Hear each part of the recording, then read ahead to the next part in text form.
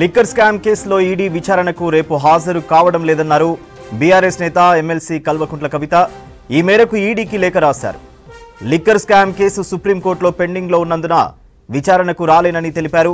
కాగా రేపు విచారణకు రావాలని కవితకు ఇప్పటికే ఈడీ నోటీసులు జారీ చేసింది.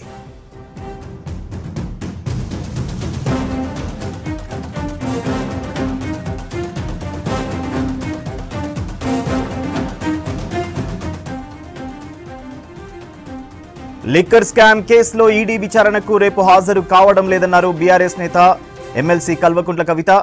ఈ మేరకు ఈడీకి లేఖ రాశారు.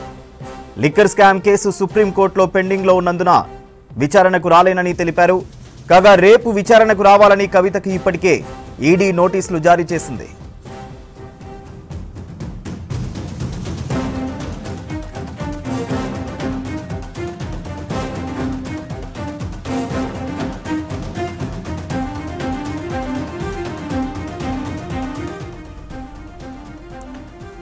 లిక్కర్ స్కామ్ కేసులో ఈడీ విచారణకు రేపు హాజరు కావడం లేదన్నారు బీఆర్ఎస్ నేత ఎమ్మెల్సీ కల్వకుంట్ల కవిత.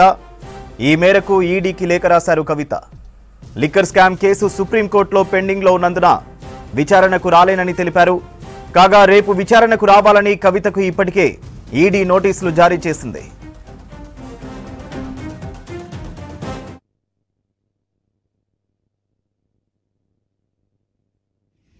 ఈడీ నోటీసులతో కొత్త డ్రామాకు తెరలేపి పార్లమెంట్ ఎన్నికలలో తెలంగాణ ప్రజలను మభ్యపెట్టి ఓట్లు దండుకోవాలన్న ఆలోచన బీజేపీకి వచ్చినట్టు అనిపిస్తుంది.